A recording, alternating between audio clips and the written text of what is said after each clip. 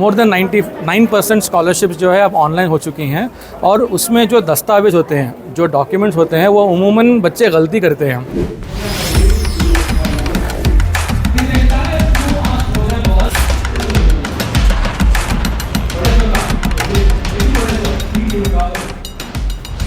CSR scholarships हैं, फिर government scholarships हैं, NGO स्कॉलरशिप्स हैं।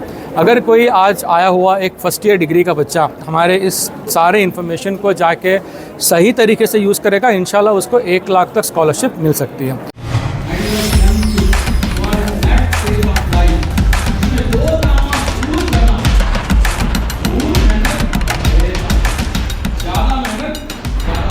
अपना एडमिशन कर नहीं सके तो अगर मालूमात हो, सेंट्रलाइज हो, अगर अमीन भाई इसमें कुछ और मज़ीद वक्त लगाएंगे तो इंशाल्लाह हो जाएगा वो काम भी। हमेशा फिक्र करते हैं कि इदारों की स्कॉलरशिप सेंट्रलाइज हो।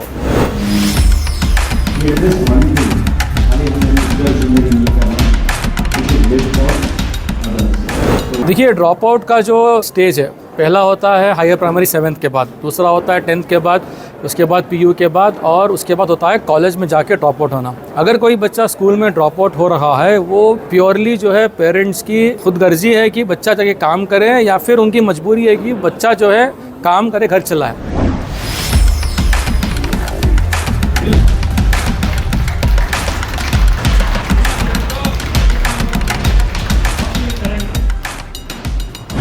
यहाँ पर मेंटरिंग की ज़रूरत है। हमारे यहाँ पे यूथ क्लब्स नहीं है, हमारे पास यूथ को जाके बात करने के लिए मौके नहीं है, और फाइनेंशियल जो हर स्कॉलरशिप दी जाती है, कहीं ना कहीं वो आके कहती है कि आपका मार्क्स इतना होना चाहिए। तो अगर हम मार्क्स को भी थोड़ा कम करें, मीन्स को देख के स्कॉलरशिप दें, हम वाकई हेल्प कर सकते हैं।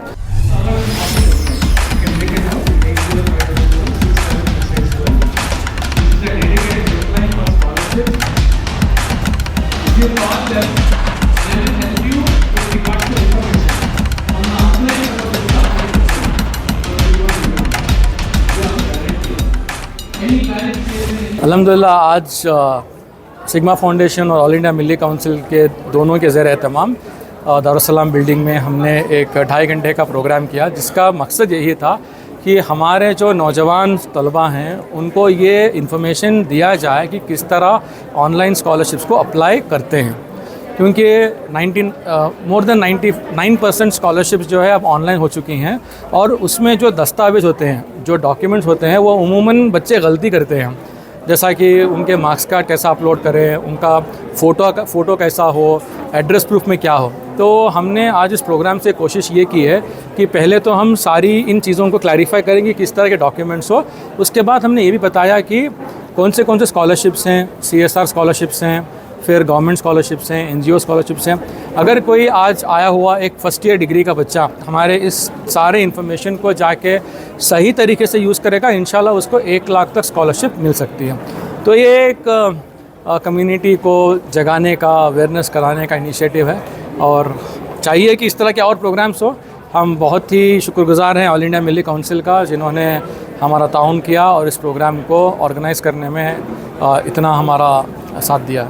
मिली काउंसिल के 12 डिपार्टमेंट्स हैं, उसमें एक एजुकेशन डिपार्टमेंट है, उसके यहाँ सीरीज़ रहता है। तो हर साल कुछ सालों से अमीन मुदस्सिर साहब सिग्मा फाउंडेशन के साथ प्रोग्राम हो रहा है।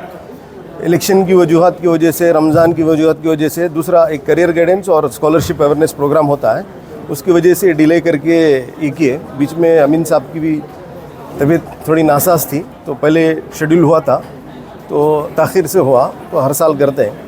आगे एक प्रोग्राम ये है, हमेशा अमीन भाई भी बोलते हैं, सेंट्रलाइज स्कॉलरशिप्स बहुत सारे देते हैं, बहुत सारे इदारे देते हैं, सेंट्रलाइज नहीं होता है और अवेयरनेस नहीं होता है। इसकी वजह से कई ज़रूरतमंद स्टूडेंट इसका फ़ायदा नहीं उठाते हैं। एक दूसरी शहर में जो है अब्बास खान कॉलेज बोल के है, जो CMA की तरफ से है, उनके यहाँ यतीम और ज़रूरतमंदों को फ्री देने का वादा किया है, दे रहे हैं। कल फ़ोन आया मेरे को, 92 है मार्क्स बच्ची का साइंस में, बग़ैर ट्यूशन लिए, 2 बहनें हैं, कल तक जो है एडमिशन्स नहीं लिए। एडमिशन 2nd PU और डिग्री का जो है इस महीने के 27 तारीख तक है लास्ट डेट विदाउट फाइन।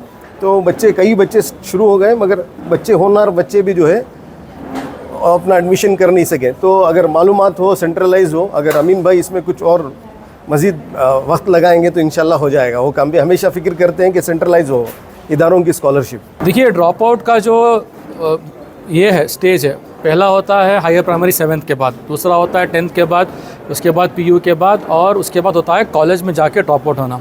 अगर कोई बच्चा स्कूल में ड्रॉप आउट हो रहा है, वो प्योरली जो है पेरेंट्स की या तो खुद गर्जी है कि बच्चा जाके काम करे, या फिर उनकी मजबूरी है कि बच्चा जो है काम करे, घर चलाए। तो यहाँ पर चाहिए कि हम उस तरह के पेरेंट्स को काउंसिल करें, उस तरह के पेरेंट्स के लिए कोई एक सहूलत बना के दें, क्योंकि ये लोग सिर्फ 200-300 रुपये के लिए लड़कों को काम के लिए भेज रहे हैं। लड़कियों को तो खैर हम देख सकते हैं कि 8वीं जमात के बाद लड़कियों की तादाद उतनी ही होती है, लेकिन लड़कों की तादाद काफ़ी कम हो जाती है। तो यहाँ पर मोहल्ला लेवल पे जो लोग, क्योंकि ये लोग होते हैं खुसूसन गरीब तबके से। जो दूसरा होता है 10th के बाद ड्रॉप आउट होना, वो फैमिली का प्रेशर होता है, क्योंकि अगर एक ही लड़का है, 2-3 लड़कियां हैं, तो उसको भी फिर पुश किया जाता है कि तुम जाके काम करो। तो उन बच्चों को हम डेफिनेटली इवनिंग कॉलेज के लिए इंकरेज कर सकते हैं। और तो तीसरा ड्रॉप आउट होता है, वो होता है जब आप डिग्री जम गए लेकिन आपको पता नहीं है कि ये कहाँ पे जाके एंड होगा। यहाँ पर मेंटरिंग की ज़रूरत है। हमारे यहाँ पे यूथ क्लब्स नहीं है, हमारे पास यूथ को जाके बात करने के लिए मौके नहीं है, और फाइनेंशियल जो हर स्कॉलरशिप दी जाती है, कहीं ना कहीं वो आके कहती है कि आपका मार्क्स इतना होना चाहिए। तो अगर हम मार्क्स को भी थोड़ा कम करें, मीन्स को देख के स्कॉलरशिप दें, हम वाकई हेल्प कर सकते हैं। लड़कियों में जो ड्रॉप होता है वो बिकॉज ऑफ फैमिली प्रेशर होता है कि वो चाहते हैं कि बस 10th हो गया, 12th हो गया। अगर आप फॉर्मली ड्रॉप कर रहे हैं, एटलीस्ट घर में बच्ची को लैपटॉप दीजिए।